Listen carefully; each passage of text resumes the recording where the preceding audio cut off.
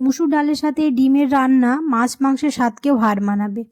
এই রান্নাটা গরম ভাত বা রুটি পরোটার সাথেও দুর্দান্ত লাগবে খেতে। তোমরা অবশ্যই এই ডিমের রান্নাটা ট্রাই করে দেখবে, ছোট থেকে বড় সবাই খুব পছন্দ করবে।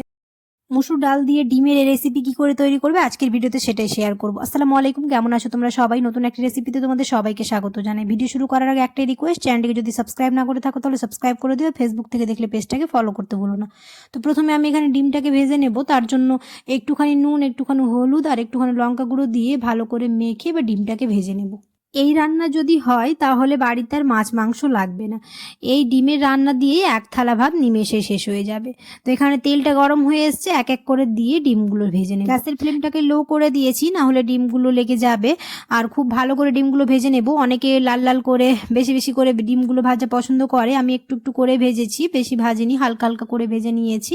ডিমগুলো ভাজা হয়ে গেছে আমার, তুলে নেব। আর ওই তেলের মধ্যেই দিয়ে দিব হচ্ছে পেঁয়াজ। আমি এখানে 3টে পেঁয়াজ নিয়েছি, তোমরা যে কোয়ান্টিটি করবে সেই অনুযায়ী নেবে। তো আমি এখানে 3টে পেঁয়াজ নিয়েছি। পেঁয়াজটা যখন হালকা ভাজা হয়ে যাবে তখন ওর মধ্যে দিয়ে দিব হচ্ছে 2টো তেজপাতা, আর ফ্লেভারের জন্য দিয়ে দিব হচ্ছে কয়েক টুকরো দারচিনি আর কয়েকটা এলাচ দিয়ে খুব ভালো করে 1 থেকে 2 মিনিট কুক করে নেব, যাতে মশলার ফ্লেভারটা খুব ভালোভাবে বেরিয়ে আসে। অনেকেই আছো ভিডিও দেখে চলে যাচ্ছ, সাবস্ক্রাইব করো না, অবশ্যই সাবস্ক্রাইব করে দিও। ফ্রেন্ডস আর ফ্যামিলির সাথে বেশি বেশি করে ভিডিওটা শেয়ার করে দিও। 1 থেকে 2 মিনিট কুক করে নিয়েছি। এবার দিয়ে দিলাম হচ্ছে পেঁয়াজ বাটা। আমি এখানে একটা বড় সাইজের পেঁয়াজ নিয়েছি, সেটা দিয়ে খুব ভালো করে আবার 1 থেকে 2 মিনিট কুক করে নেব। 1 থেকে 2 মিনিট কুক করে নিয়েছি। এবার ওর মধ্যে দিয়ে দিব হচ্ছে 1 চা চামচ আদা রসুন বাটা, দিয়ে আবার খুব ভালো করে মিক্স করে 1 থেকে 2 মিনিট কুক করে নেব। 1 থেকে 2 মিনিট খুব ভালো করে মশলাটা কষিয়ে নিয়েছি। তেল বেরিয়ে এসছে, এর মধ্যে দিয়ে দিব হচ্ছে সব গুঁড়ো মশলা, যেমন 1/2 চা চামচ লঙ্কা গুঁড়ো, 1/2 চা চামচ জিরে গুঁড়ো, 1/2 চা চামচ ধনে গুঁড়ো, 1/2 চা চামচ হলুদ গুঁড়ো, পরিমাণ অনুযায়ী নুন, আর দিয়ে দিব হচ্ছে কাশ্মীরি মরিচের গুঁড়ো, তাহলে কালারটা খুব ভালো আসবে। দিয়ে সব কিছু মিক্স করে মশলাটাকে খুব ভালো করে 1 থেকে 2 মিনিট আবার কষিয়ে নেব।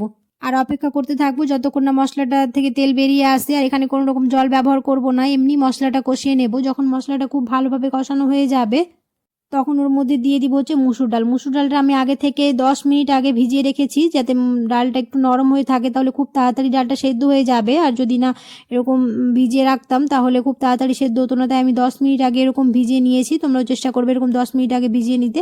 দিয়ে খুব ভালো করে মশলার সাথে মিশিয়ে এই রান্নায় চেষ্টা করতে হবে ডালটা কিছুক্ষণ আগে এরকম ভিজিয়ে ধুয়ে রেখে দিতে, তাহলে খুব তাড়াতাড়ি সেদ্ধ হয়ে যাবে। এবার এর মধ্যে দিয়ে দিলাম হচ্ছে 1 কাপ জল, দিয়ে খুব ভালো করে মিক্সিয়ে এটাকে ঢাকনা চাপা দিয়ে প্রায় 5 থেকে 6 মিনিটের জন্য রেখে দেবো, তাহলে ডালটা খুব ভালোভাবে সেদ্ধ হয়ে যাবে।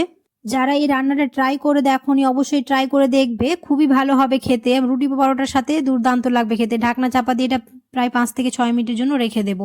5 থেকে 6 মিনিট আমার হয়ে গেছে, ডালগুলো সেদ্ধ হয়েছে দেখতেই পাচ্ছ। এবার এর মধ্যে এখন দিয়ে দিব হচ্ছে ফ্লেভারের জন্য 4 থেকে 5টা কাঁচা লঙ্কা, তারপর দিয়ে দিব হচ্ছে এর মধ্যে আবার 1 থেকে 1.5 কাপ ফুটন্ত জল। আমি জলটাকে গরম করে নিয়েছি, কারণ জল গরম করে দিলে যে কোনো রান্নার স্বাদটা দ্বিগুণ হয়ে যায়। তো আমি এখানে আবার দিয়ে দিব হচ্ছে 1 থেকে 1.5 কাপ জল।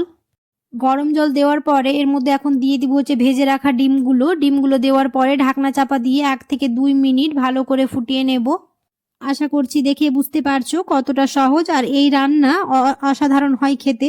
অনেকেই আছো ভিডিও দেখে চলে যাচ্ছ, সাবস্ক্রাইব করো না, অবশ্যই সাবস্ক্রাইব করে দিও। আর ফ্রেন্ডস আর ফ্যামিলির সাথে বেশি বেশি করে ভিডিওটা শেয়ার করে দিও।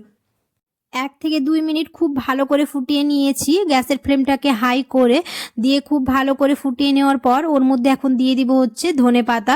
এই ধনেপাতা দিলে যে কোনো খাবারেরই স্বাদ দ্বিগুণ হয়ে যায়। অনেকে এই ধনেপাতা পছন্দ করে না, তারা স্কিপ করতে পারো। এবার এর মধ্যে দিয়ে দিব হচ্ছে ভাজা জিরে গুঁড়ো। ভাজা জিরে গুঁড়োটা আমি আগে দিনই পরে দিলাম, তাহলে রান্নার স্বাদটা আরও দ্বিগুণ হয়ে যাবে, খেতে ভালো লাগবে। ভাজা জিরে গুঁড়ো দিয়ে এবার গ্যাসটা বন্ধ করে দেবো। আর দেখতে পেলে কত সহজে হয়ে গেল আমাদের এই ডিমের রান্না। কেমন হয়েছে রেসিপিটা অবশ্যই আমাকে কমেন্টে জানিও, আর যদি ভালো লেগে থাকে তাহলে অবশ্যই একটা লাইক করে দিও। দেখা হবে খুব শিগগিরই পরের একটি নতুন রেসিপিতে। সবাই খুব ভালো থাকবে, সুস্থ থাকবে, সাবধানে থাকবে। আল্লাহ হাফেজ। আর যারা ট্রাই করে দেখোনি অবশ্যই ট্রাই করে দেখতে পারো।